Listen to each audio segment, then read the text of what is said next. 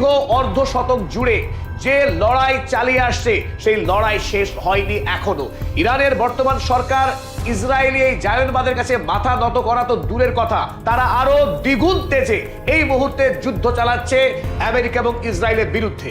ইতিমধ্যেই মধ্যপ্রাচ্যে আমেরিকার 27টি সেনা ছাউনিতে, যেখানে মার্কিন সেনারা চোরের মতো আশ্রয় নিয়েছিল, 27টি জায়গায় সফলভাবে মিসাইল এবং ড্রোন হামলা চালিয়েছে ইরান কেবলমাত্র একদিনের মধ্যেই।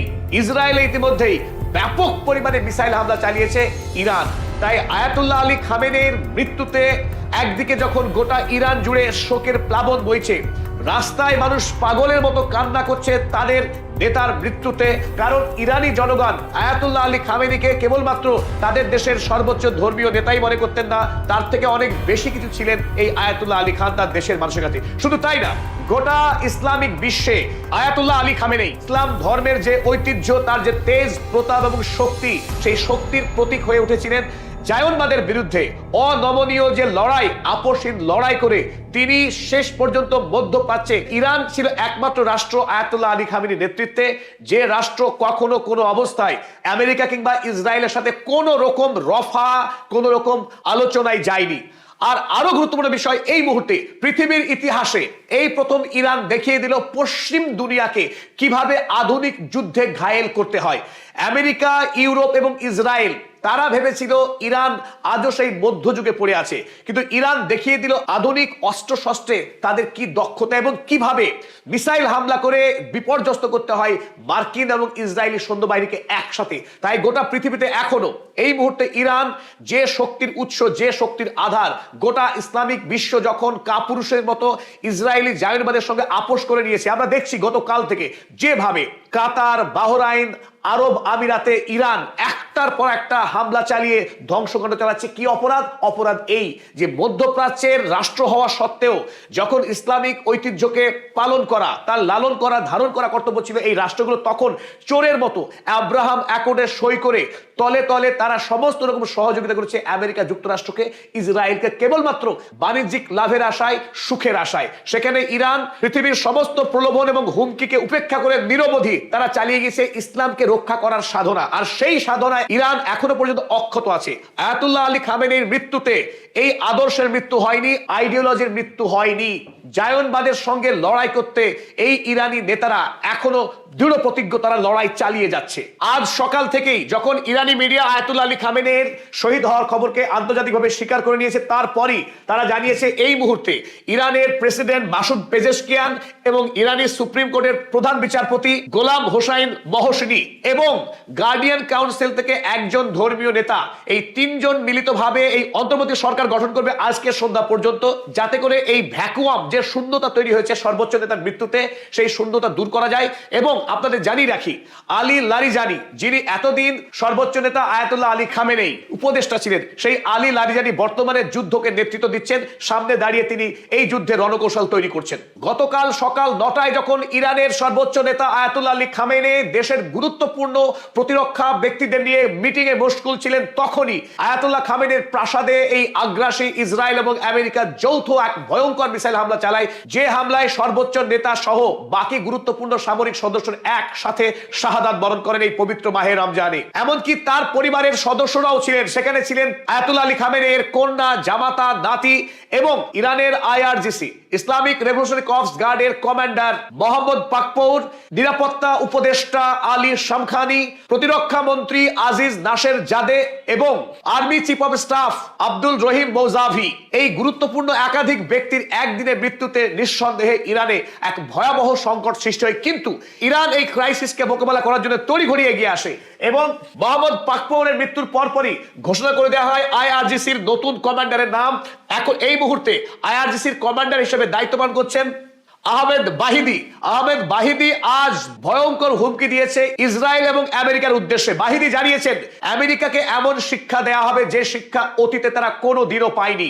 প্রস্তুত থাকুক আমেরিকা এবং ইসরায়েল। ঠিক একইভাবে ইরানের প্রেসিডেন্ট মাসুদ পেজেশকিয়ান তিনিও আমেরিকা এবং ইসরায়েলকে কড়া হুঁশিয়ারি দিয়ে রেখেছেন। রক্তপিপাসু বেঞ্জামিন নেতানিয়াহু এবং রোগ প্রেসিডেন্ট ডোনাল্ড ট্রাম্প তারা ভেবেছিলেন আয়াতুল্লাহ আলী খামেনের মৃত্যু হলে ইরানে তারা তাদের হাতের পুতুল রেজা পেহলভিকে বসাবেন, রাজতন্ত্র ফিরিয়ে আনবেন। কারণ আয়াতুল্লাহ খামেনের মৃত্যুর পর প্রথম সারির যারা নেতা তারা সবাই ভয় পেয়ে যাবে, ফলে সুরসুর করে তারা ইসরায়েল এবং আমেরিকার শর্তে রাজি হয়ে যাবে। কিন্তু সেই স্বপ্নকে মিথ্যা করে মাসুদ পেজেশকিয়ান জানিয়ে দিয়েছেন আমেরিকাকে চরমতম শিক্ষা দেওয়া হবে, ইসরায়েলকে চরমতম শিক্ষা দেওয়া হবে। তারা আয়াতুল্লাহ আলী খামেনেকে গুপ্ত হত্যা করে যে অপরাধ করেছে, জায়নবাদী এই রাষ্ট্রকে এক অভূতপূর্ব শিক্ষা দেওয়া হবে। চলুন দেখে নিই তিনি কি বলেছেন। This great crime will never remain unanswered. এই অপরাধের জবাব না দিয়ে ইরান থামবে না। And will turn a new page in the history of the Islamic world. Islamic বিশ্বের ইতিহাসে নতুন অধ্যায় সূচনা করবে Iran. And will eradicate American Zionist operation and crime. America এবং ইসরায়েলি জায়নবাদকে পৃথিবী থেকে নির্মূল করা হবে তার সকল অন্যায়কে। আর এটা কেবলমাত্র ফাঁকা আওয়াজ ছিল না, তার প্রমাণ আমরা পেয়েছি ইতিমধ্যেই। ইরান ধারাবাহিকভাবে গতকাল সকাল 9টায় যখন হামলা হয়েছে ইরানে, তারপর থেকেই ধারাবাহিক প্রত্যাঘাত শুরু করেছে, এক ভয়ঙ্কর বদলা নিতে শুরু করেছিল ইরান। এখন পর্যন্ত আজকে যখন আমরা রেকর্ডিং করছি এই ভিডিও, ততক্ষণ পর্যন্ত একেবারে নির্ভরযোগ্য সূত্রে যে খবর আমরা পেয়েছি তাতে জানা গিয়েছে সফলভাবে মধ্যপ্রাচ্যের 27টি আমেরিকান সেনা ছাউনিতে আক্রমণ করেছে ইরান।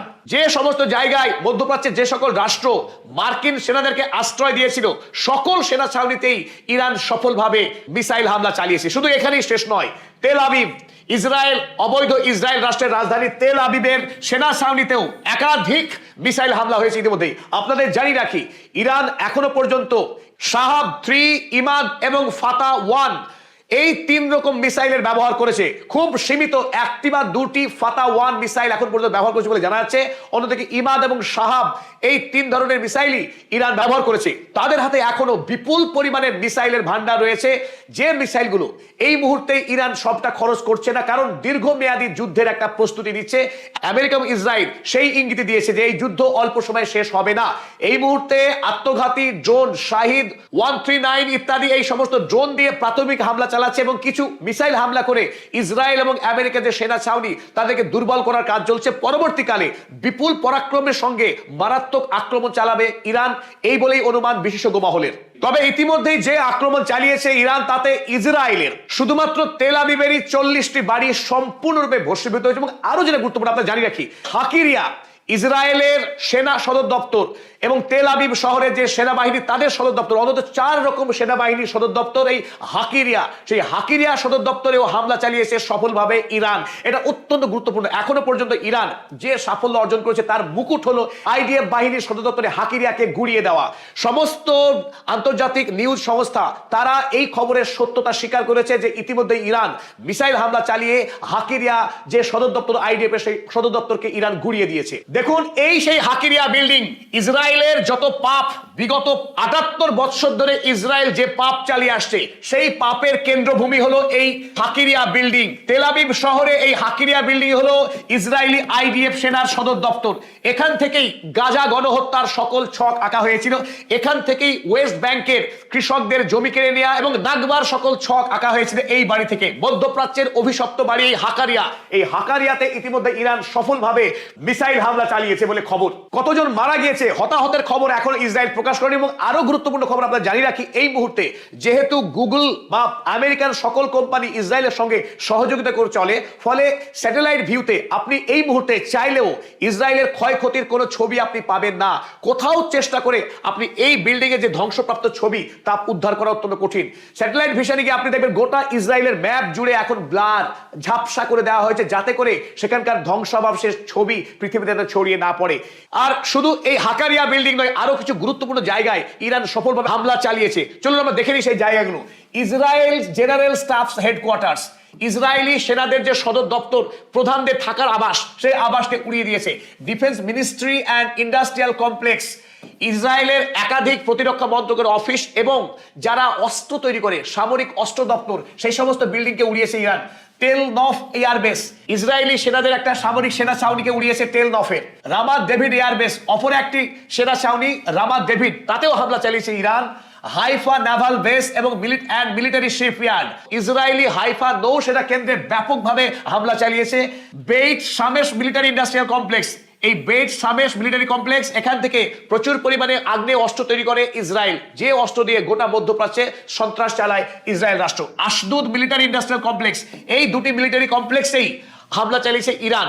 তাছাড়া ইসরায়েলের একাধিক শহর, রাজধানী Tel Aviv, Jerusalem, Haifa, Ashdod, Caesarea, Ashkelon এবং নাগেভ, এই সমস্ত শহরগুলোতে একাধিক হামলা চালিয়েছে, যার কিছু ছবি আপনাদের সামনে আমরা তুলে ধরার চেষ্টা করব। তেল আবিবের রেসিডেন্সিয়াল কমপ্লেক্সে ইরানি হামলার পর এই ভঙ্গুর অবস্থা হয়েছে। দেখুন আরো একটা বিল্ডিং, দেখুন এই যে বিল্ডিং, এই বিল্ডিং এ মিসাইল হামলা হওয়ার পর এই ভঙ্গুর অবস্থা তৈরি হয়েছে। তারপর আইডিএফ সেনারা উদ্ধার কাজে নেমেছে।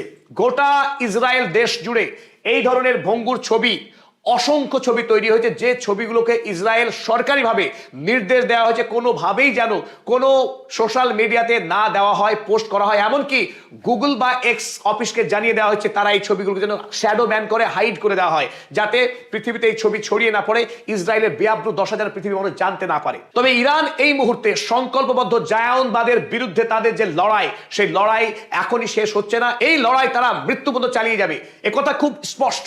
বর্তমান ইরানে যে শাসনতন্ত্র বিরাজ করছে, যে শাসনতন্ত্রের মাথায় আছেন সর্বোচ্চ ধর্মীয় নেতা, এই বর্তমান কাঠামোতে যতগুলি শাসক আছে, যদি আমেরিকা বা ইসরায়েল সত্যিকারের রেজিম চেঞ্জ করতে পারে, প্রত্যেকেই খুন করবে আমেরিকা এবং ইসরায়েলের বিন্দুমাত্র সন্দেহ নাই। তাই বর্তমানে যে শাসকরা আছে তারা কোনোভাবেই ইসরায়েলের সঙ্গে কোনো রকম রফা সমাধানে যাবে না। তারা আমৃত্যু লড়াই চালাবে, যতক্ষণ পর্যন্ত তাদের হাতে অস্ত্র আছে তারা এই লড়াই থেকে সরে দাঁড়াবে না। গত 4000 বৎসর এই পারস্য জাতির ইতিহাস আছে, পৃথিবীর কোনো রাষ্ট্রের কাছে তারা পরাস্ত হয়নি, তারা কারো দাসে পরিণত হয়নি। তাই আজকের দিনে ইরান যে আমেরিকা ইসরায়েলের হাতে দাস হবে না, সে কথা আগে থেকে বলা যায়।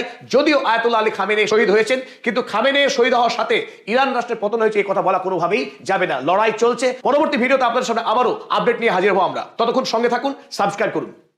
ইন্নিল্লাহি ওয়া ইন্নাইহি রাজিউন, বুঝছেন? ইন্নিল্লাহি ওয়া ইন্নাইহি রাজিউন। ইরানের বেশ কয়েকজন সামরিক কর্মকর্তা, আইআরজিসির বেশ কয়েকজন খুব ওই লেভেলের আর কি, বুঝছেন, কয়েকজন সামরিক কর্মকর্তা মারা গিয়েছেন।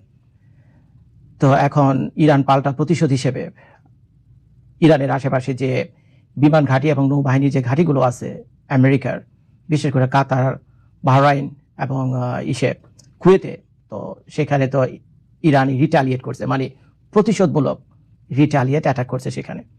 এখন দাউ দাউ করে আগুন চলছে কাতার, বাহরাইন এবং কুয়েতের যে বিভিন্ন এয়ার বেসগুলো রয়েছে, মিলিটারি বেসগুলো রয়েছে আমেরিকার। আল্লাহ জানে কত মানুষ মারা গেছে। ভয়াবহ অবস্থা ভাই। রোজার দিন মানুষ যে একটু শান্তিমতো একটু রোজা রাখবো, আল্লাহ খোদা করবো, সেই করার কোনো উপায় নেই। ভয়াবহ যুদ্ধ, ভয়াবহ যুদ্ধ। এখন আমেরিকা আর ইসরায়েল হলো একদিকে, আর একা ইরান হলো আরেকদিকে। একা ইরান হলো একদিকে। এখন এই যুদ্ধ কতদিন প্রলং করবে তা তো আমি জানি না, তবে এটা যে 2-4 সপ্তাহে শেষ হওয়ার না, এটা আমি আপনাদেরকে গ্যারান্টি দিয়ে বলতে পারি, এ হওয়ার না। কারণ আকাশপথে যুদ্ধ করে 2-4টা বোম টোম ফালা টালা ইরানকে কাবু করা যাবে না। ইরানকে কাবু করতে হলে you must have your boot on the ground. ইরানের মাটিতে আপনাদের পাড়া রাখতে হবে। আর ইরানের মাটিতে, মানে এর আগে কেউ সাহস করেনি ইরানের মাটিতে, ইরানের ভিতরে ঢুকে, বুঝছেন, ইরানকে ইনভেশন করার। এর প্রধান কারণ হলো যে ইরানের যে জিওগ্রাফিক্যাল লোকেশন, তারপরে ইরানের মানুষের যে মন মানসিকতা, এর এক একজন যোদ্ধা পার্সিয়ানরা, বুঝছেন। তো নানান কারণে ওই দেশ যখন আক্রমণের শিকার হয়, ইরান যদি আক্রমণের শিকার হয়, তাহলে সারা দেশের মানুষ এক হয়ে যাবে। এখন তো তাদের মিলিটারি হয়তো 5-10 লাখ হবে, আপনারা এটা অলরেডি জানেন। কিন্তু যখন নাকি ইরান আন্ডার অ্যাটাক, তখন তাদের মিলিটারি বেড়ে কয়েক কোটি হয়ে দিব। কারণ যারা সাধারণ জনগণ আছে তারাও তো তাদের দেশকে বাঁচানোর জন্য হাতে অস্ত্র তুলে নেবে। তো এখন আল্লাহ মাহবুদ ছাড়া কেউ বলতে পারেন এই যুদ্ধ কতদিন চলবে। তবে ইরান যে পাল্টা রিটালিয়েট করেছে আমেরিকার বেসগুলোর উপর, তার দিয়ে একটা নিউজ আমি আপনাদেরকে দেখাই, এটা মাত্র কয়েক মিনিট আগে।